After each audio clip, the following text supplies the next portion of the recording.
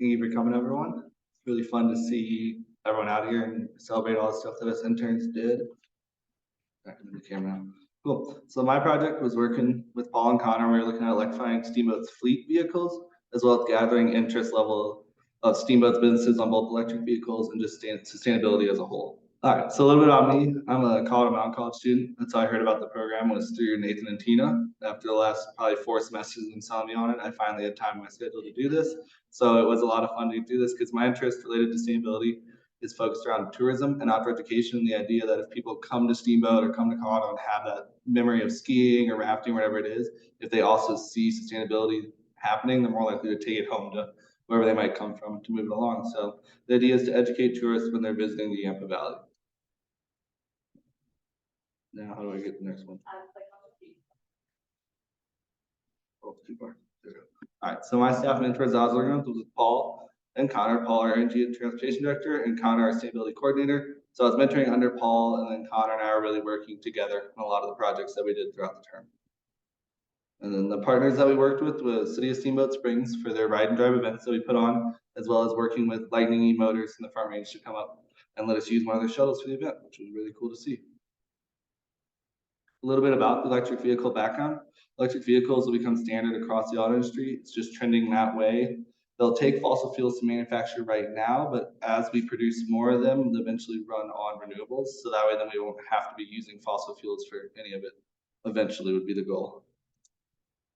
So this ties into the Routt County Climate Action Plan, where their goal is to reduce emissions from the transportation sector by 98% by 2050 compared to 2018 baselines. A majority of these emission savings come from the transition to EVs throughout the community.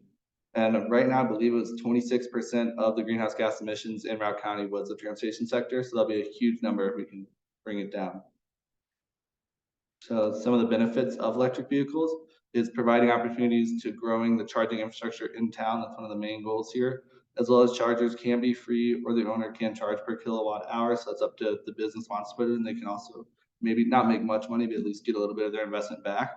And an article from the New York Times said that at the end of 2022, the average price of an electric vehicle was $61,000 compared to $49,000 for passenger cars and trucks, according to Kelly Blue Book. So this is just showing that we're trending in that direction, that eventually electric cars will be as affordable, if not cheaper, than gas-powered cars. So for my project, we focused on putting together a survey that highlighted some of the main areas we wanted to gather more information to grow the EV database at YVSC. So covering everything from wanting chargers, average miles driven, to then just a general sustainability interest. And through that survey and reaching out to people, we were able to grow the database to 42 businesses strong with contact lists, as well as we found plenty of businesses that are interested in either chargers, shuttles, or just general sustainability things. So a few of the results that we had, one of the biggest ones was the barriers that we were able to find. And one of the cool parts about this one is that most people, they're afraid of access to local vehicle mechanics, but with ZEVX coming and working with Steamboat Motors, hopefully we'll get more electric vehicle mechanics in Steamboat. Right now, they're mostly just on the I-70 corridor. And one other thing was the fact that no one replied with any HOA requirements, because from just talking around to people, that's been one of the harder challenges, especially in the apartment side of things, is getting an HOA to approve a charger at their building. So that was really good to see. And then with the EV affordability, that was another bigger barrier for everyone. Yet with all the grants that are out there right now, it is possible to really help bring down the cost of some of these EVs. So one of the other questions was, have you ever thought of installing electric vehicle chargers at your place of business for your customers and employees? And this was one key part, just because now we have somewhere to go, and we know that about 63% of the businesses that respond to the survey, we can reach out to and hopefully find more and get more information for them so that way they can move forward with installing chargers. Yeah, there were still 36% of businesses that hadn't really thought of it. So hopefully through continued outreach, they might be able to change their mind, or as they see more businesses transition over, that they'll get better. And then one of the key problems that's still coming up, because we do live in a mountain town, is driving in winter conditions. People are always asking, how do these vans handle the winter? Will the batteries die faster in the cold? And for the most part, the batteries want to be on a charger to stay warm. Even if they do get to full, at least keeps them happy. As well as most of them are two-wheel drive, because four-wheel drive shuttles are just really expensive or not really on the market yet. But by having all these battery banks in there, it helps bring down the center of gravity on the vehicle, and they do handle fairly well. When talking to the guys from Lightning E-Motors, they said one of their shuttles in Aspen this last winter only didn't run for 8 days. That the hotel is finally like, all right, it's pretty horrible roads, let's keep the electric shuttle inside. So that was good to hear as well. And then another big step, launching YBSC forward and information they can take on into the next term that hopefully an intern can pick up with, would be, would you like to learn more about the Yampa Valley Green Business Network and how your business can be certified? So through the survey results, we found that 90% of the businesses we talked to want more information. And I think that's 11 businesses now that can be followed up with and hopefully talked to. So that was cool. Hopefully a project will come from that. And then our ride and drive event, which was kind of the highlight of my internship here, was a lot of fun talking to the guys there. Lightning Motors, they really know their stuff. They have amazing shuttles.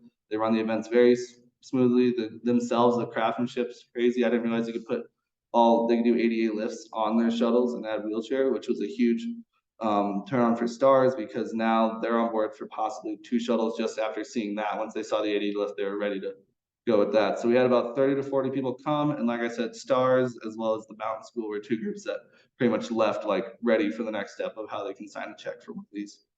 So it's also a great time networking and spreading out valuable information, which was one of the key takeaways I wanted from this internship, was to get my face in the community and talking about sustainability and just have that for like a next step down the road. So that was really cool to see. And some things that I learned from YVSC is that interest is growing around electric vehicles, and YVSC works with the city to make this transportation industry more sustainable, and that's why we put these events on, and they do seem to have a positive impact on people that come. All have a good time. There's good conversation going on and a lot of information getting out there. And I was just really impressed with what range YVSC covers, all the way from land and water to transportation to community engagement. I was just impressed by how far the outreach is, and it's very professional, devoted, intelligent employees. So I had a great time working with everyone and promoting sustainable change across Northwest Colorado. And then some of the key, kind of talked to these a little bit, but some of the professional takeaways. Definitely learned a lot from Paul as my mentor. Hopefully someday I can go to a parking lot and look at a light and then know exactly what type of charger they need installed, because I was really impressed when we were at the Marriott doing that.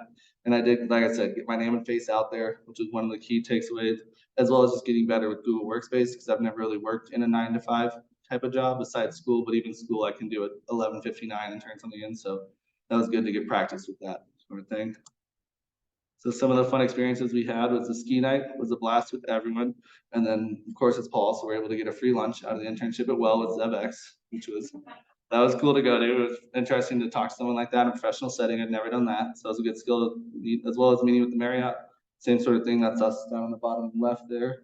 We were meeting with Ryan over there and got him on board for 2 chargers. So that was kind of cool to see how that discussion works, the back and forth, as well as the Storm Peak Lab Talk was just a good event to go to. I've always wanted to go up there. So another cool thing I got out of this, as well as again ending with the ride and drive event with Lightning Motors.